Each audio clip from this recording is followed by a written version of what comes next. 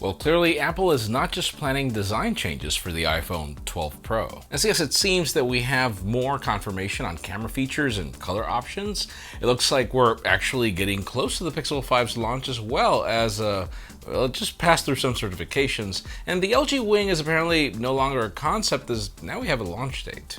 I'm Jaime Rivera, and I don't know. We're going crazy over foldables, Z Fold 2, this no Wing, which fine, let's just call it that, but we'll see if the consumers actually go crazy for it. This is Pocketnow Daily, sponsored by Volta. Stick around to learn how one cable can replace them all.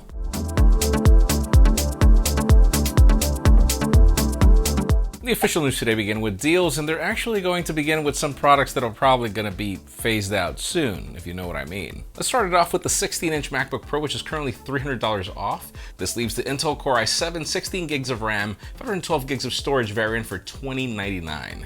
Samsung is giving out free Buds Plus with their Galaxy S20 models. For example, if you get the S20 5G, that's $979 with the free Buds. The deal is also running for the S20 Plus, but the Ultra is actually sold out.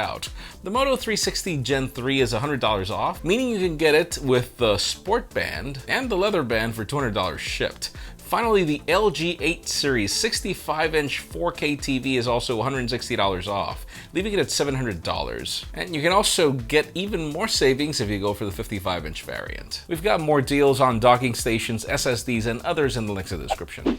Now, Qualcomm made some very interesting announcements today, and they actually don't necessarily have to do with phones. They're now focusing also on other products that we're actually really going crazy for. First off, they announced their new Bluetooth audio SoC, the QCC514X. Love that name, which offers enhanced comfort, high quality, and adaptive ANC for true wireless earbuds. We also know that the company's goal is to bring 5G to everyone, so they announced that they will bring 5G to their Snapdragon 4 series by 2021. So far, only the 6, 7, and 8 series rock 5G, and by introducing it to the 4, this will allow them to take 5G-capable smartphones to 35 new countries across Africa, Asia, Europe, and more.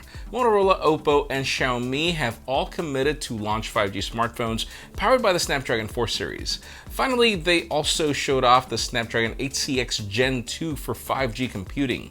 Gen 2 apparently brings a 50% improvement in system-wide performance and battery life against competing solutions. It supports both sub-6 and millimeter wave, along with Wi-Fi 6. We have a full list of specifications in the description, but technically, let's just say that the 8cx is pretty much the 8cx first gen with 5G. That's how we could better encapsulate the second generation.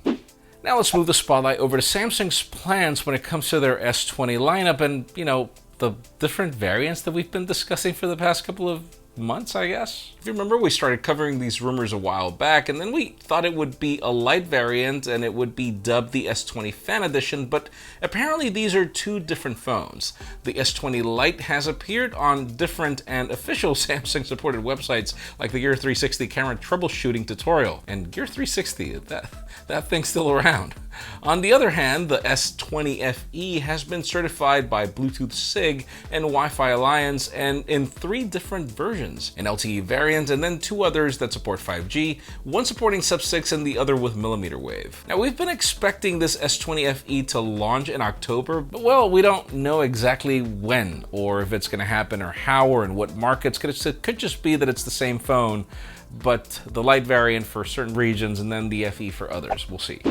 Now, how about if we talk about the LG Wing? Yes, they've been creating a lot of buzz with the leaks, which, yeah, I debate the leaks. But anyways, point being, apparently it's no longer going to be a concept phone. As yes, we now have some official press invitations from LG. Yesterday, the company posted a teaser on YouTube to explore the unexplored. So they're dubbing this the LG Explorer project as it tackles uncharted territory in the industry. Apparently, the company is partnering with Rave, Ficto, Tubi, Naver, and probably the only company I've heard on this list is actually Qualcomm for this rotating device. We also have more details on it. It looks like it'll feature a 6.8-inch primary display and a 4-inch secondary display with a 1:1 aspect ratio on that secondary. It'll reportedly be powered by the Qualcomm Snapdragon 765G or 768G, and it'll feature a 64-megapixel camera. Set your calendars for September 14th at 10 a.m. Eastern. We'll see what we get, because this is not new territory, LG. we've been seeing dual displays for a bit. And I mean a very long time. Now, how about if we also talk about the company that, well, I mean, come on, Google has been legendary with their leaks lately, but we're still waiting to see exactly what's going to be the difference between this Pixel 4a 5G and Pixel 5, and we're supposedly getting close to it, though I don't even know who to believe right now. A couple of days ago, both the Pixel 5 and 4a 5G went through the FCC, hinting to a launch being close, revealing a lot of details as well. This certification shows model numbers for the 4a 5G and 5 in several variants. According to the report, the 4a 5G will bring the exact same plastic body of the 4a, but with the 5G connectivity and a larger display. Now the twist is that it'll be powered by the Snapdragon 765G, and it'll pack dual cameras, which will include a wide-angle lens. Now the 5 will apparently come in two 5G flavors. The first one, sub-6 and millimeter wave, will reportedly be an exclusive to Japan for some reason.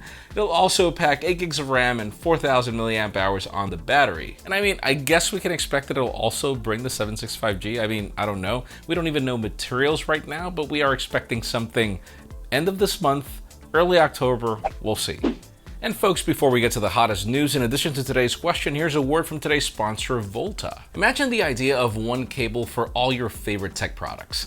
Volta Spark solves that by giving you multiple adapters that it can magnetically attach to. This means up to 100-watt power delivery to your computer, which you can then attach to any USB-C or Lightning-capable phone for quick charge with capable devices, or transfer data up to 480 megabits per second. Best of all, like MagSafe, with SnackSafe, you don't have to worry about yanking your product if you ever trip over the wire, as the magnets will simply detach. Follow the first link in the description to learn more about the Volta Spark. Thank you for sponsoring this video. But finally, the hottest news today have to do with the iPhone 12, particularly the Pro variants, as well, we got some very interesting new details from two different sources. One of the sources is Twitter and the other one is Bloomberg. And well, let's begin with Twitter. We have some new images from a tipster that show the rear glass panel of the 12 Pro, showing off the new LiDAR sensor at the bottom, which is actually smaller than what we thought. It's almost the same size as the True Tone Flash, which sits at the top. There's also a new image that comes from Weibo that allegedly belongs to the iPhone 12 Pro Max case with the same camera array, including the extra slot for the LiDAR sensor. Now, moving on, a new report from Mark Gurman claims that Apple will be ditching the midnight green color variant for a dark blue tint. It isn't the first time that we've gotten leaks of a blue iPhone, which are consistent with the iPhone 12. I know we actually started covering this in January, but the thing is, let us know in the comments, what do you think? I can't ask you about LiDAR because I don't think people care about it yet. Obviously, I hope we get more information on what Apple plans to do with that soon, but let us know in the case of the iPhone, color variants, blue. Do you prefer that over green? Because in my case, I'll tell you, the green was nice, but I don't mind that being ditched for blue and having a special color each year. That's just me. Leave us a comment down below. We'd love to know your opinion. Friends, again, if you want to get the news earlier, follow us on Pocketnow.com and subscribe to our channel for more videos like this one. Also, follow us on social media so our extended coverage happens on Instagram. Follow me on my personal handles to see me debate the important questions of life. Please give this video a thumbs up if you like what you saw. I'm Jaime Rivera. Thanks so much for watching. We'll see you tomorrow.